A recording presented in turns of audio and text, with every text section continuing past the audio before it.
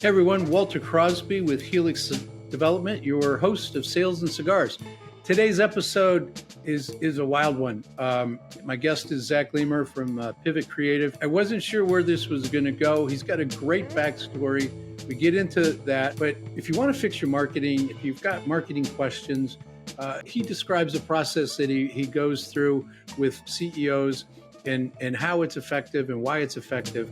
So go grab a cigar, grab a cocktail, strap in for a really wild episode of Sales and Cigars.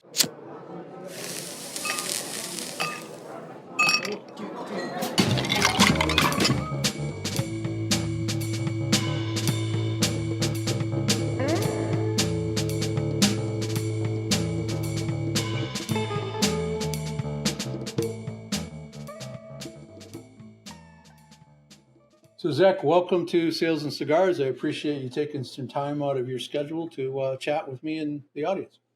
Thanks, Walter. Yeah, it's great to be here.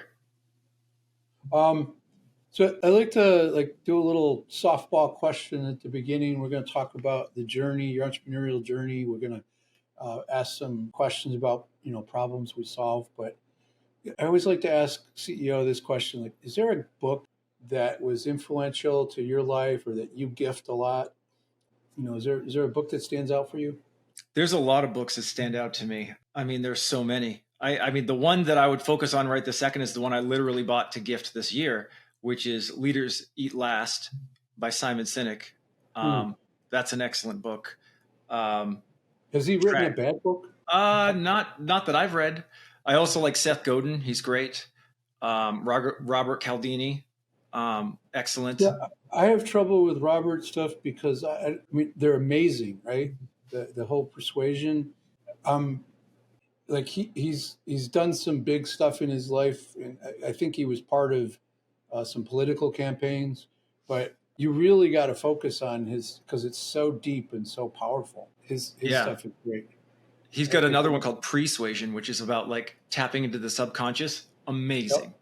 Amazing. Then Jeffrey Gitomer. I mean, I could keep going on and on and on, but the ones I'm actually gifting this year are Leaders Eat Last. Yeah, that's a great book. And his other one is good as the Why.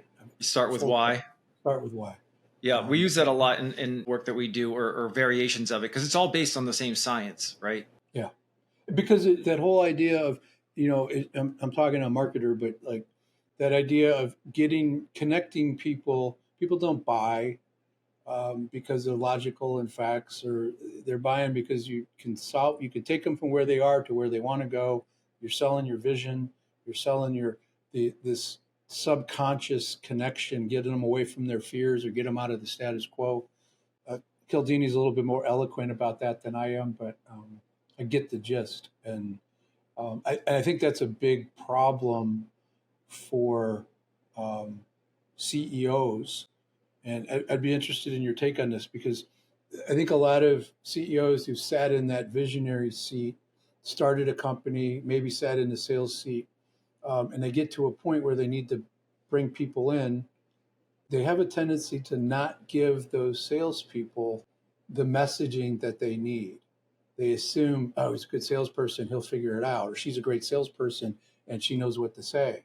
And I think that's a huge mistake in not giving them a sales story. And I'm not talking about the company's history.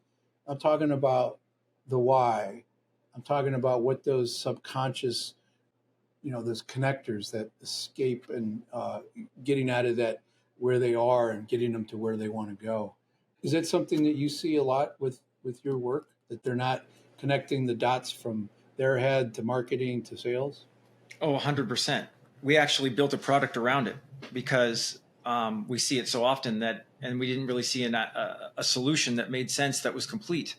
And we work very deep with personas and the psychographics and the demographics, and we work with psychological archetypes, and we help them with their purpose, their vision, their mission, their core values, and all these things. And we say as part of our description of this is that the value of this document when it's done is vast because it touches so many parts of your business, because your brand isn't your logo.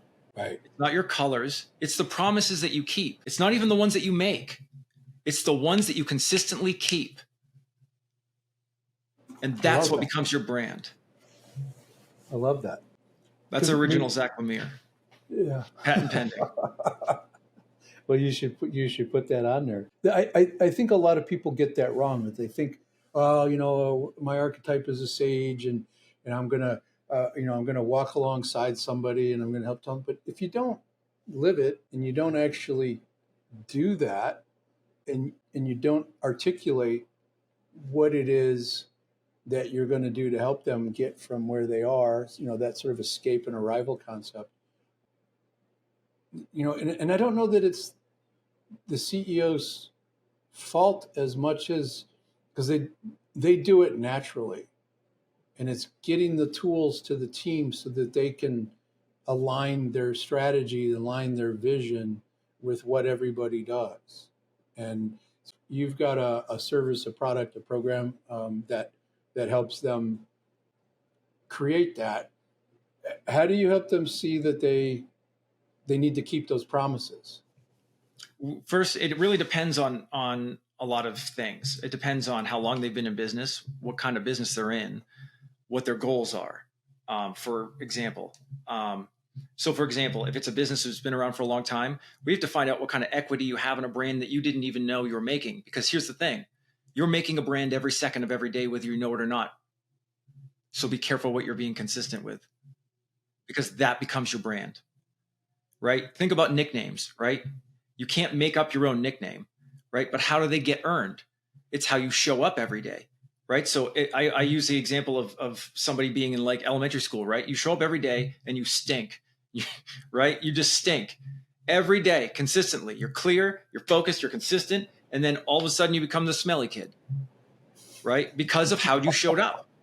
That's exactly how it works. That's exactly how it works. It's just so pure and unfiltered in that microcosm of like elementary school and middle school and high school. But it's all about branding, right? I was telling my son the other day, I was like, you have a branding problem. I was like, believe me, I know. And I said, what you've taught everyone is that you're a little hard to work with and you're not fun to play with.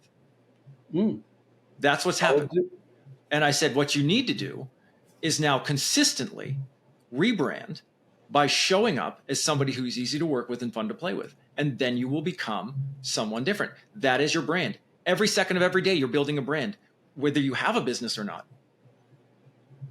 And I love that analogy because you take it from the smelly kid to personal with your own son, right? And I think everybody can relate to that story, that piece, because we've all had those things happen to us. We're not all been smelly, but we all had people think of us in a particular way, and we may not have connected the dots as to what it is that we were doing every day to get that reputation. Is that different than the brand?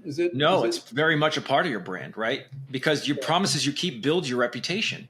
And it's what people can count on, because we inherently as human beings, we're only built and hardwired to survive or thrive. And we subconsciously notice patterns. So if you repeat yourself too much, or if you're not saying something of value, we subconsciously tune you out because it's eating too many calories and we're searching for survival or thrival. It's not even a choice. Yeah.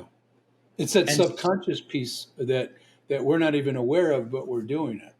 Exactly. And that's what we work a lot in that area, because we understand how this works. And what makes us different as a marketing company is a lot of marketing companies will give you a map, right? And a map's great, but it gives you every direction at the same time. What the hell good is a map if you don't know where you're supposed to be going? Right. So we focus on the compass, because if you get dropped in the woods with a map, you can stay lost forever. But if you get dropped in the woods with a compass, you'll find your way out, because north is north. And right. that's the part, like with the vision and the purpose and the core values. And to get back to your original question about the sales team and empowering them, if they understand who your ideal customer is, how they think and feel, what they want, what they're struggling with, what you stand for as a company with unflappable core values. I challenge these things hard. Don't tell me trust. Don't tell me integrity. Show me how that echoes in every essence of your business, because these have to be unflappable, right? People make a big mistake between their personal core principles and core beliefs and their business's core values, because there's a very big difference. People start a business, but your business is not you. Your brand is not you. Even if you are a personal brand, Lady Gaga doesn't dress in meat suits at home, right? There's two versions of this person. That's true. Hopefully that's true. So you can never be that thing. So like core principles and core beliefs can be influenced by new experiences and new information, right? Like people's religious beliefs can be influenced. These have to be immutable, right? And that's why you can make hiring. And now this is what happens. You can make hiring and firing decisions off of them. You know exactly who you want to attract for leadership, and they know exactly who you are. And those are the people you really want. Top talent that cares about what you care about, that's answering the phones because they're passionate about what you're passionate about. Mm-hmm. And you attract those people. You save money in attrition, in your hiring. You attract better quality clients just in this little work. And this is also will help define all the colors you should choose in your logo. This should happen way before. And what shapes you should use in your logo, and what font types you should choose, and what words you should choose. And so you take all of this and you take and you give this to your salespeople who say, hey, we're looking for, Sally saleswoman, and she's interested in this, and she's struggling with this, and this is the kind of archetype mix that she is. So, and again, this is all foundational, and you continue to gather data. Don't stop, and refine and refine, refine, and build these out, and find new subsets of personas to target and untapped markets. But anyway, and all of this is gold. Now, here's the other thing that this does, because what happens when salespeople go out is oftentimes they will oversell things that cannot be done, especially in the software world. Yep. And they will also have their own interpretation of what your brand stands for, which is damaging your brand because it's not consistent. You cannot get awareness and retention without consistency. Well, the consistency is the cornerstone. Interesting. I'd be interested in your take on this. Like, I'll talk to salespeople about the messaging, and you get to it's sort of like jazz music. You get there's a sheet music. There's notes on the page. We're in a certain key, and you as long as you play all the notes in the right key, it's all going to be good. And you can put your personality on that. You can be authentic, but you got to play all the notes in the right order, with the right emphasis. But you can play your instrument. So Miles Davis, Dizzy Gillespie, same instrument, wildly different sound. Play two notes, and you could tell who's playing the instrument. And I think that salespeople want to put their own imprint on things, which is okay with not with the message, but with your personality and how you're excited about things. But if you're not in a line with that underlying core value, that underlying core purpose, how we're going to help that customer, I mean, all the things you said are necessary for that salesperson to understand. And like my original point was, the CEO often hasn't thought that all the way through, and they need somebody's help like yourself to be able to flush that out. Go, yeah, that's it. That's what I'm missing, and for that passion to come back, because that's the thing that when you have that in alignment and you have the right people, right, you can teach them what they need to do, but you can't teach them that passion unless it's really aligned. I mean, my opinion, from a sales perspective. But that's really hard to do. Does that take months, years to get that right? No, we can do it in 30 days as long as they can meet with us. We've got a system and a product that we've developed called the Focus 360 that goes through all of this plus the story. So, but here's the thing. I just want to talk about, I feel like the problem with salespeople is often they don't know what they're selling. True. And that's part of what good. this also does, right? And I use the example of a car salesman. He's not going to sell as many cars if he goes after finance plans, gas mileage, colors, over plenty of room in the back for snacks and crayons and a status symbol because I just got a pay bump. You got to know what you're selling so that you can craft everything and navigate the conversation, because sales is a lot about communication, but it's about relationship building.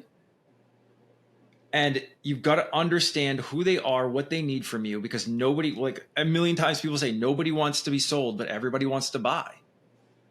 So sales is, and I think this is a Jeffrey Gitomer quote, but I think sales, or maybe this is a Cialdini, but either way, sales is about creating the environment to buy. Mm-hmm. It's not We're about helping. selling. We're helping is what it is. You're helping them figure out if what you're offering is going to get them to where they want to go. And it isn't telling them stuff. It's about some questions. It's about making sure that you're selling the space. An old girlfriend of mine wanted to buy a car. She had a certain amount of money, a used car, and what was important to her. And she told the sales guy, I want these two things. And one of those things, this was a while ago, she wanted a cup holder in her car, in the middle section. All cars have that now, but back then they didn't. She didn't want to have one of those things that flit on the door. And the guy didn't talk about that. He talked about all these other things that he was excited about. And she walked out of there and didn't buy the car, because even though he was told what was important, he did his own thing, went through his whole presentation, talked about what he was excited about, and didn't tap into, all he had to do was say, this car has those two things. What else are you concerned about? And he would have made a sale, right? And she had cash in hand to go buy the car. So I think you're 100% right in that we, as CEOs, we need to be able to understand our vision, understand what we're really selling, tap into emotions, help somebody realize that we're taking away that fear, we're taking away that that concern about risk, or we're gonna save them some time, whatever the thing is, and you can talk all day about what those are, and that's what your process helps people pull out, and you get them to pull out of their heads. So when you get that done, is there like a whole new energy in the room with that team, because I'm assuming you do it with a team, not just the CEO? Well, it depends on, we try not to get too many people involved, but we do get the team involved at the end, because we want to get it from the highest level. And really what it is, it's 2 4-hour sessions. There's a questionnaire in the beginning, which takes about 5 minutes. And then in between, there's a little bit of homework, which is more just gathering, give me your client lists. Do you have any testimonials that aren't posted, for attitudinal research and really figuring out sentiment, on top of the psychological archetypes, because we want to do that research, but we want to get real-time data too, because it's a balance of both. And getting that real-time data, getting them to understand what attitudes and behaviors their customers have. You're pulling that out of that survey. Oh yes, the 4 hours. So there's 2 4-hour sessions, and then the homework in between. And then at the end, what happens, and what this is built up of, it's called the Focus 360. You've got the brand compass, the brand position, and then the brand story. 3 sections. The brand compass is comprised of your purpose, your vision, your mission, your core values, with statements so that they make sense and they evoke emotional responses. And everything has to click into the other. And most people I see, especially coaches, and it drives me crazy, they will flip the vision and mission, and they will do the mission first, which makes 0 sense, right? It's like you can't send a bunch of troops out on a mission if there's no war, like, to win. It doesn't make any sense. Yeah, But then when you send them out, and then you find out what the war is, you got to bring them back and send them to a different place. It doesn't make any sense. So, but you also can't be repetitive, because again, we're only working to survive or thrive, right? So you can say the same thing over and over, but you got to say it in a different way, right? So you can't just be like Zack, Zack, Zack, Zack. Once we identify a pattern subconsciously, we start ignoring everything else because we're like, oh, we know he's just going to say it the same way. But if you shift it to Zach, Zachary, Zachariah, I said the same thing 3 times and you heard me more intently because I changed it just a little. So again, the vision and the mission have to click in. They have to be supported by the purpose and rooted in the core values. And then we develop, we figure out what your business goals are, and then we pair them with marketing goals so you can actually achieve these goals. It's not enough just to write down your goals. And that is your compass. And that is an unflappable compass that can lead you in any direction you want. And it can be revisited and tweaked if things happen, markets change, leadership changes, ownership changes, Products. all that things happen. But then the position is really interesting because we go in the weeds in a lot of ways. This is something that most marketing companies don't do because it's not fun. It's not the creative pretty work. But it's the most essential necessity so that you're investing money in a strategy instead of spending and guessing on marketing and throwing your salespeople out, hoping that they're going to figure out they don't even know what your unique value proposition is. They don't even know what makes you different from your competition and how you can position yourself.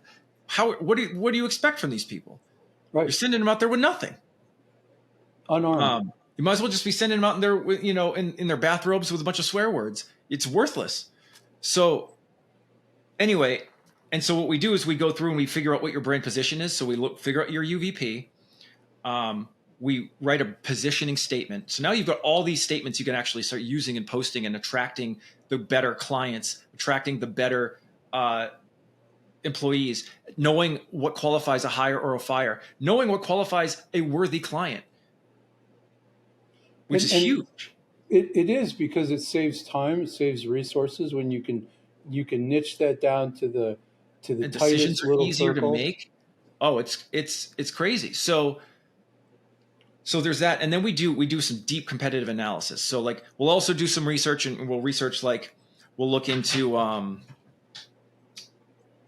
reviews online for competitors, reviews online for you, anything you might have, and just look for the trends, right? Like what are people psyched about? What are people not psyched about? And where's the consistency?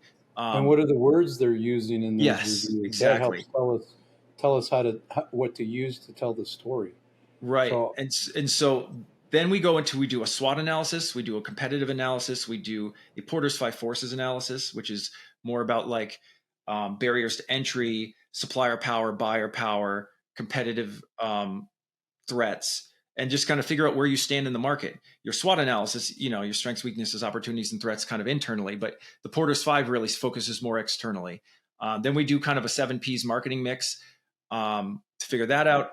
And we put that in the brand position. So now you know where you stand as a company, compass, right? Now you know where you stand against the market. Now let's talk about how you can talk about this without talking about yourself and be consistent so you can build a brand that you can own, because nobody buys or sells anything but brands. I mean, honestly, when's the last time you went to a store to buy a thing? Never. You go to Amazon to buy a Dyson, right? You go to brand to buy brand. Just never happens. So the next piece is the story. And then we figure out we match your brand with a psychological archetype as well. And then when we figured that out, we want to validate, okay, how you're showing up, is that in alignment with who you want to attract, or is that conflicting? that's the consistency. Right. And if you feel like, okay, hey, I'm a ruler and an outlaw and I want to get all these innocents involved, and that's more just archetype talk, but there's a clash. And I'm like, okay, so now something has to change, right? To make your business work, you have to change how you're showing up, or you have to change who you target, because there's always going to be a clash and you're creating friction. You're paying for friction. We figure out what a voice and tone is so we can be consistent. Then we build building blocks for your story, because every story should be, you're not the hero, right? And there's a whole thing with attention, interest, desire, and action. And it's parallel to the sales pipeline, and you get them down this thing, and we build language and one-liners so that you can say, okay, they're the hero. This is their problem. This is the transformation they want. Here's your empathy statement. Here's your authority statement. Here's where to put it. Because again, psychological We are only survive or thrive. So if you start the story with, this is how great I am, this is how many things I've done, this is how you're positioning yourself to them subconsciously as competition, and they tuning you out. It's not even a choice. And so you have to know where in the pipeline to put your authority. It's in the desire to learn more about you. So when they're ready to learn more, they're like, okay, I want to qualify that you're the right fit. Now tell me everything. You just got to wait and find the right time to put it there, and it will be received. So here's what I'm curious about. Because, I mean, a CEO who's like struggling with their marketing, they're not getting results, their salespeople aren't saying the things on a consistent basis. They should talk to Zack and dive into this. But the thing that I'm really interested in here is, how'd you get there, right? I mean, like, this is some. I mean, understanding Godin and Cialdini and these guys, it takes effort. But your journey to get to this spot, I'm curious as to how that informed your passion, because you're excited about what you do, you're passionate about it. I mean, that's one of your like, you can listen to you talk about this for 5 minutes, and you're all in, and you're somebody that's going to do whatever it takes to help somebody. But let's talk a little bit about your journey. We've got, maybe can you share a little bit about that? Where like, you overcome some things, right? And that's part of. Do you want me to go personal? Do you want me to go pre-professional? I mean, where do you want me to start? You pick, like, what's the part that's the most impactful for you taking this entrepreneurial journey, but to being successful. Like, what part of this, where do you think, if you go back and look at, because we had a little conversation in the green room, as they say, and so I have a little background. You overcome some things, but what part of that you think informed you to really, like, want to go do this and get good at this and really add value to your clients? It's a long story. I don't know if 10 minutes is going to be doing it. I'll try my best. Okay. So I guess it started when I was younger, because I come from like a broken beginning. I never knew my dad. My mom was a 9th grade dropout and a drug addict. I moved over 80 times in my life, and I've never left the state. I went to 5 junior highs in 2 years. I bounced around a lot. So I've built resiliency. I've also learned how to communicate with people and make friends quickly, because I had to. I learned to be funny, because I was not athletic and I was never in one place long enough to stay on a team of any kind to even become athletic. So I could be funny, quick, in and out. And I was smart. So the wit thing, it was easy for me. Mm-hmm. My mom was kind of a sociopath. I mean, a lot of these stories I think are hilarious, actually. I was reminiscing over some this morning, actually. She was a sociopath, and she was the best con artist I've ever seen in my life. I mean, the stories that I could tell you about the things that she pulled off are movie worthy. Like, she had at least 5 aliases. She had me running all kinds. She had me selling raffle tickets, okay, because she was always running a scam of some kind. I didn't know this. I was little, right? But at 10 years old, I had a great pitch, and I knew to smile when I spoke, because it came through the phone and people make eye contact, and I'd be like, "Excuse me, sir, would you like to buy a Hugs Not Drugs raffle ticket?" And there would be no raffle. Sure. But I wouldn't know that. And the people didn't care about the raffle. They were just supporting a kid that was cute. And so she was basically, right? So I was on the streets just by myself, hawking raffle tickets at 10 years old, learning how to sell. Every time that we had a fundraiser at school, I would crush it, because when every other sucker was going door to door selling candy bars, I was going to a store, dropping off a case and saying, "I'll come back when it's empty," and brokering deals with the neighborhood stores. And I clean up and I do half the work. I just had this sense. My mom could always see all the angles. She just played the wrong ones. Right? She made a lot of bad choices. And I've personally tried to break every generational cycle that's ever been handed to me.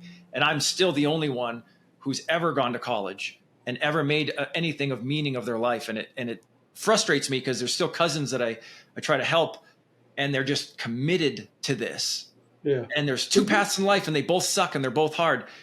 Pick one.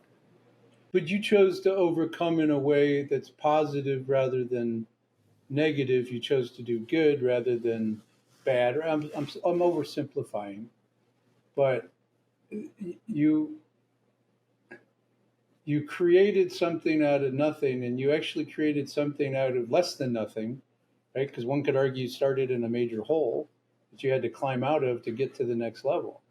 Hmm. So, thanks, mom, to a certain No, degree. for real. I mean, and she was very entrepreneurial. She was just, she always had a business of some kind, but it was always under the table or some weird cookbooks. But the entrepreneurial spirit was alive in my household. And I mean, she could call, this was great. She could call at any time, any Pizza Hut, and just say something about being from the Boy Scouts. And I could walk into that place and you would get 10 pizzas of any kind and I walk out no pay. She used to do this, and Burger King would give her cash and envelopes. I don't understand it, but she'd send me in to go grab it.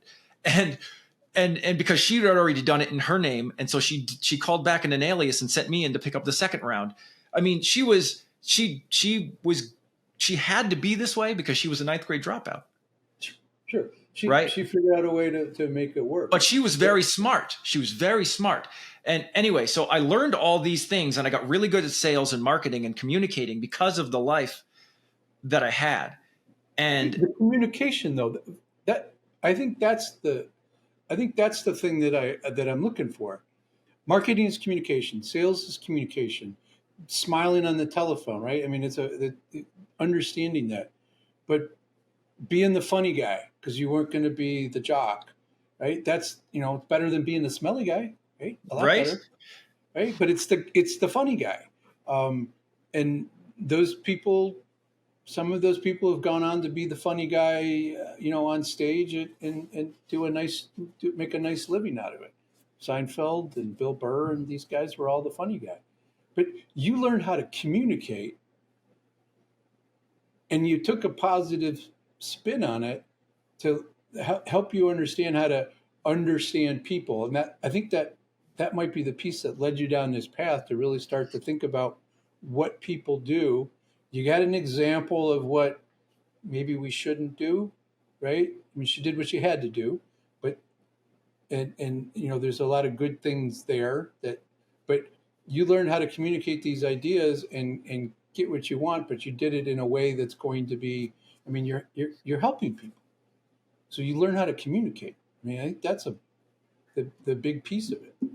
Yeah, I mean, and just to continue down this little story path here, I was in and out of the foster care system basically my entire life.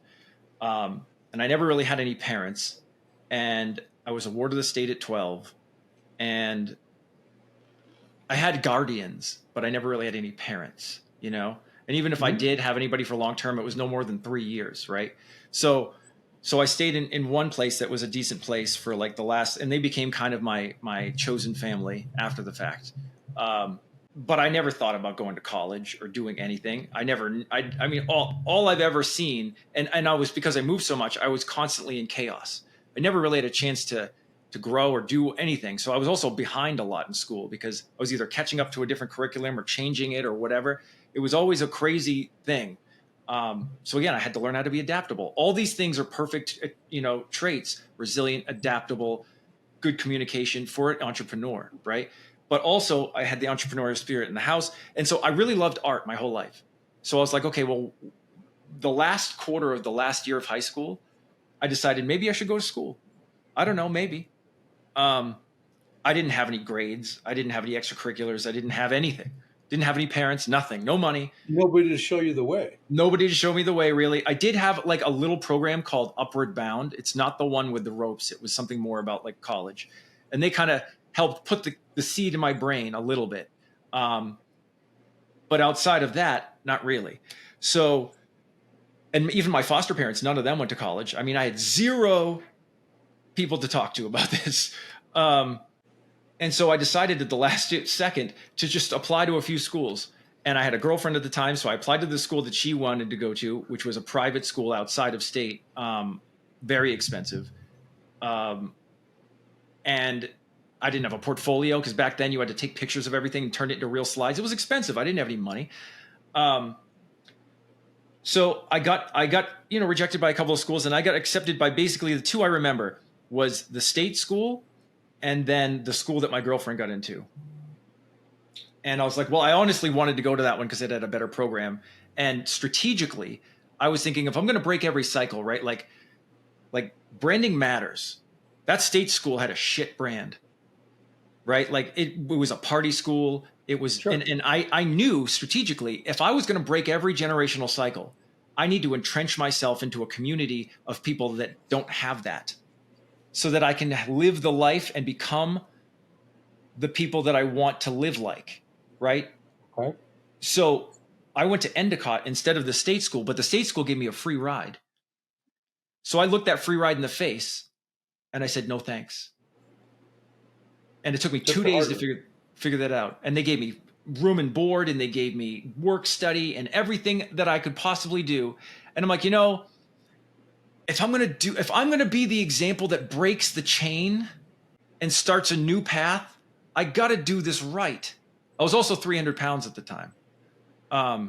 So there's a lot of things, like I said, like when I get on stages one day, my really overwhelming narrative is I want people to say, give me an excuse, give me a reason why you think you can't. And I will give you a tale of how I've done it with less resources, and I'm not special. I just wanted it bad enough. That's the only difference. My brother died in my arms. I mean, I've been divorced twice. I've lost everything after rebuilding it. There's so many things. And I'm not an incredibly great, I'm not super special. I don't have anything that you don't have, except for the ability, like fail often, but refuse defeat. I refuse to be defeated. I just won't. That's the special part, right? Because I'm gonna disagree with you on that piece, because there's always something that makes us unique, that makes us special, and some people are overly empathetic, and some people are super disciplined, and some people are willing to do whatever it takes. But and you have all that, but you have this desire to not fail and keep accepting, getting up, dusting yourself off, and keep moving forward. It reminds me of the Churchill quote of, if you're going through hell, keep going, and that's what you did. You just kept going to get to the other side, and you're not done, right? Never. You're still gonna. I You're hope I still never gonna. reach the top. When you get to the top, you're a target and you can't grow anymore. I mean, you can grow like laterally, but I don't want to ever be at the top. I want But to we're never. be innovating all the Those of time. us that, but those of us that are striving for the top know that, because that's how you know you're done, is when you stop trying to get better and you stop trying, because then there's always another level, and it doesn't have to be negative. It doesn't have to be because we're trying to get something.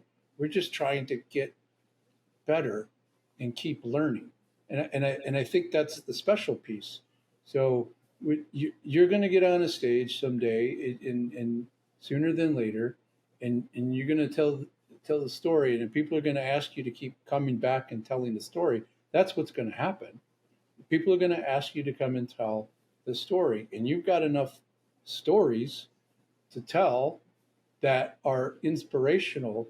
And I love the line that, give me an excuse and I'll tell you why you're wrong, because you overcame it, Will and it be hard? Yep. Will it suck? Every day, sometimes. But how keep bad do going. you want it? There's only two things in life. There's what do you want and what are you willing to do to get it? That's it. That's it. It's so effing simple. And people make it so complicated. Everything else is just excuses and bullcrap. It's what is it But that you want out of life and what are you willing to do?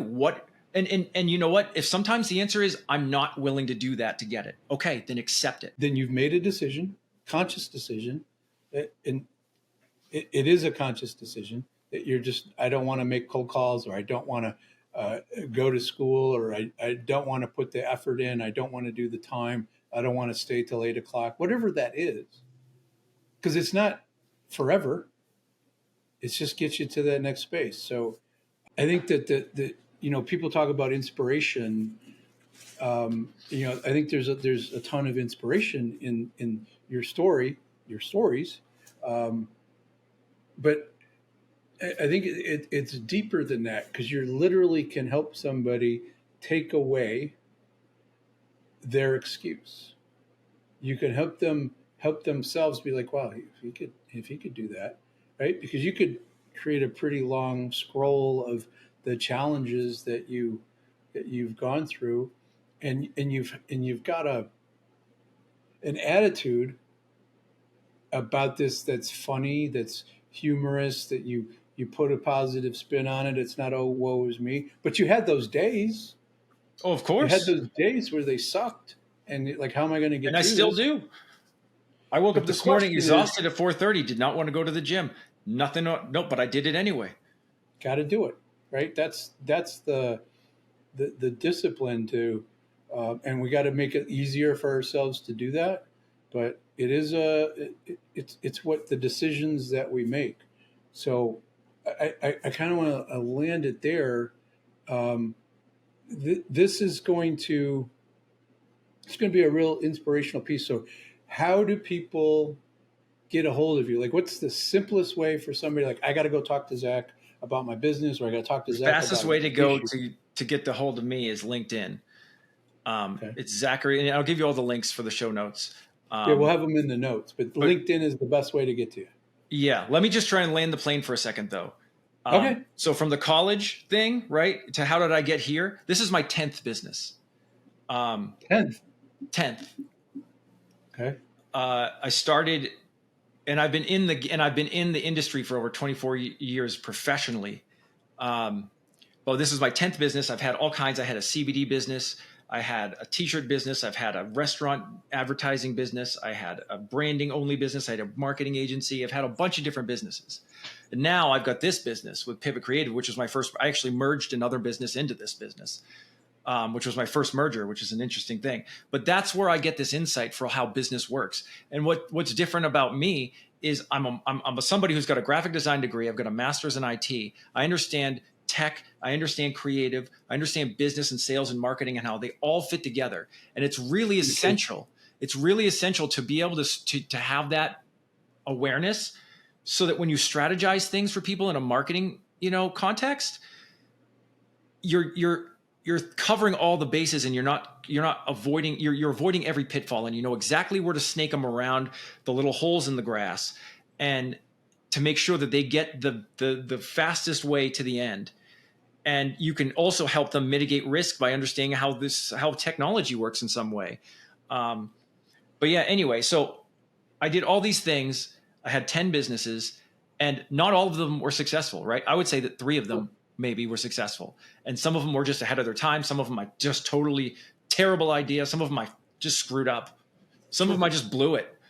And that's how you learn, right? And I'm so 100%. passionate about helping these other people because I know that it's not as hard as they're making it, because I made it as hard for myself then too. You're trying to help people avoid the mistakes. You're helping people pull back the curtain and see what it is that they need to see to take the next step a little bit easier than you had it, and learn from those mistakes. And I think any entrepreneur out there will resonate with, because we've all had businesses that failed for one reason or another. Usually has something to do with decisions that we made, and you don't do them twice. You don't do them again, and that's what experience is the name we give to our mistakes. Is Oscar Wilde quote, and I always throw the corollary in that I'm a really experienced guy. And I think you're probably a little bit more experienced than me and a little bit more uh, um, focused on this piece, and there's passion there. I love it. So last question, Zack, and I think I know the answer, but last question: any relationship, past or present, with cigars in your life? Something you tried or didn't try or hate?